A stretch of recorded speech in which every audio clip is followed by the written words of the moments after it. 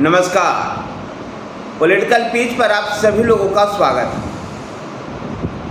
हरियाणा में भारतीय जनता पार्टी 10 साल के शासन के बाद भी फिर से एक बार सत्ता में वापसी आई।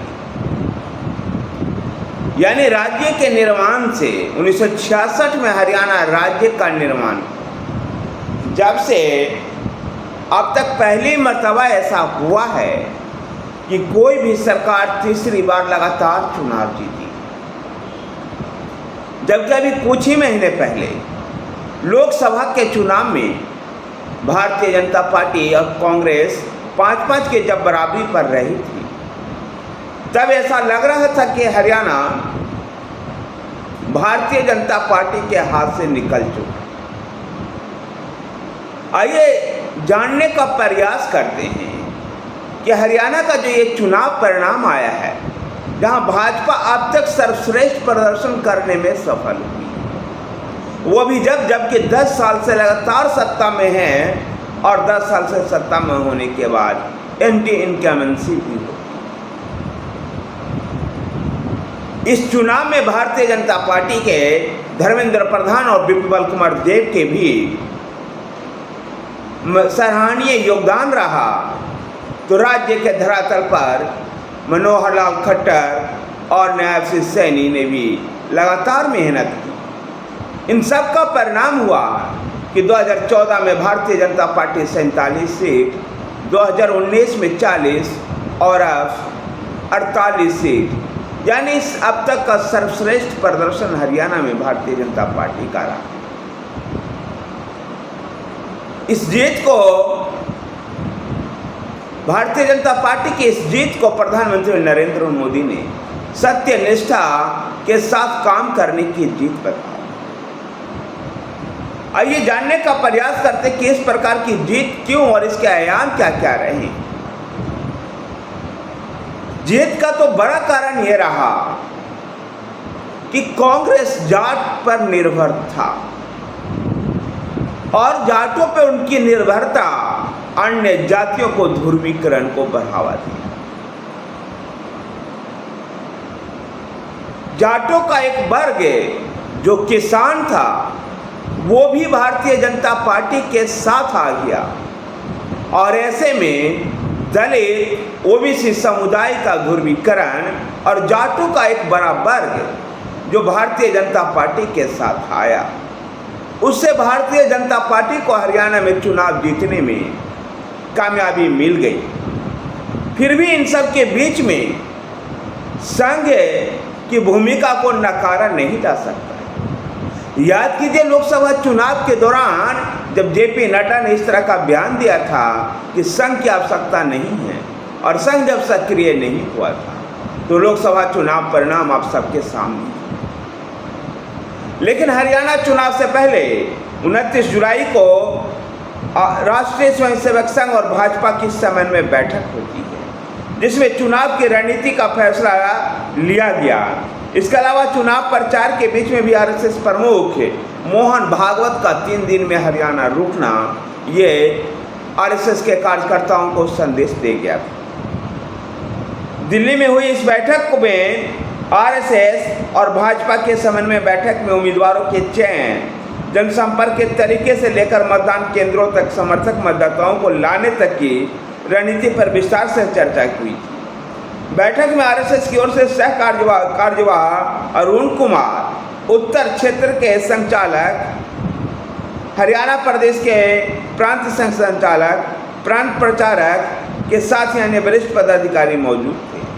वहीं भाजपा की ओर से राष्ट्रीय संगठन महामंत्री बीएल संतोष, मुख्यमंत्री नायब सिंह सैनी, हरियाणा चुनाव प्रभारी धर्मेंद्र प्रधान, सह प्रभारी विप्लव देव कुमार, केंद्रीय मंत्री मनोहर लाल खट्टर, हरियाणा भाजपा के प्रदेश अध्यक्ष मोहन लाल बडोली और संगठन महामंत्री फणींद्र नाथ शर्मा शामिल।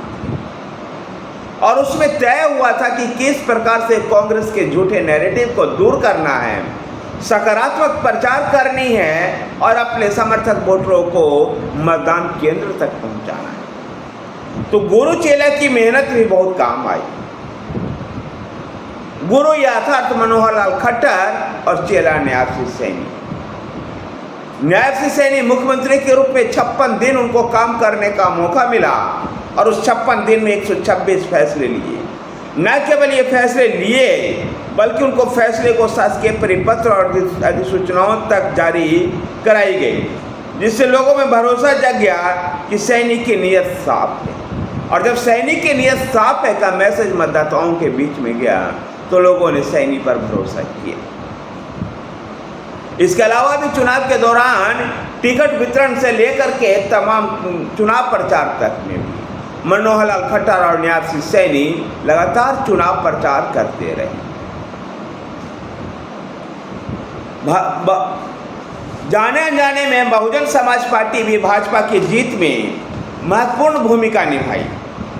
जैसा कि आप सभी लोग जानते हैं कि दलित और जाट वोट के समीकरण के माध्यम से इंडियन नेशनल लोकदल को प्रकाश चौटाला ने बहुजन समाज पार्टी की मायावती के बहुजन समाज पार्टी से गठबंधन। रणनीति के तहत मायावती की रैलियां भी हरियाणा में हुई। 4 रैलियों को उन्होंने संबोधित किया, लेकिन यमुना जो उनकी अंतिम रैली थी यमुनानगर में थी, जहां पर मायावती ने इनेलो के पूर्व प्रदेश अध्यक्ष शेरसी बरसामी को बाबा साहब डॉक्टर भीमराव के संविधान की पूरी जानकारी नहीं होने का संदेश दिया। दरअसल बरसामी कह रहे थे कि इंडियन नेशनल लोकदल और बीएसपी का गठबंधन जब सत्ता में आएगा तो इंडियन नेशनल लोकदल का मुख्यमंत्री होंगे और उप मुख्यमंत्री एक जाति विशेष का नाम लेते हुए उन्होंने कहा था बीएसपी का। मंच पर मायावती भी मौजूद थी। मायावती ने कहा कि अम्बेडकर के धर्म और संस्कृति, अम्बेडकर के संस्कृति में जाति का उल्लेख उचित नहीं। और मायावती का ये गुस्सा दलितों को एकजुट कर एक सॉलिडेटेड वोट भारतीय जनता पार्टी को दिला गया।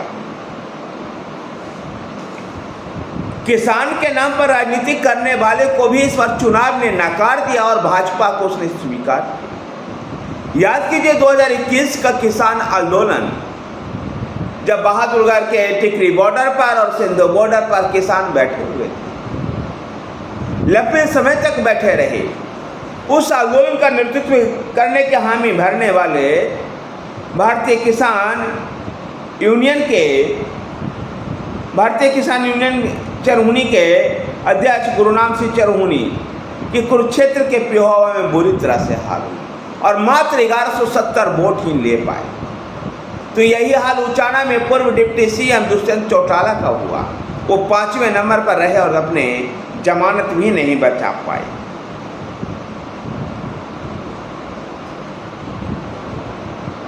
उचाना में ही किसानों के मसीहा सर छोटू राम के नाती और पूर्व केंद्रीय मंत्री चौधरी वीरेंद्र सिंह के पुत्र पूर्व सांसद विजेंद्र सिंह भी भाजपा के देवेंद्र अत्रे से चुनाव हार गए।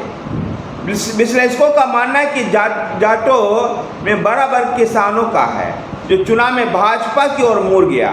वास्तविक किसान जो छोटे किसान खेती करते हैं वे इन किसान नेताओं के झांसे में नहीं आए और उन्हें भाजपा के किसान कल्याण के फैसलों पर मुहर लगाकर उनके नाम पर राजनीति करने वाले नेताओं को नजरअंदाज कर दिया।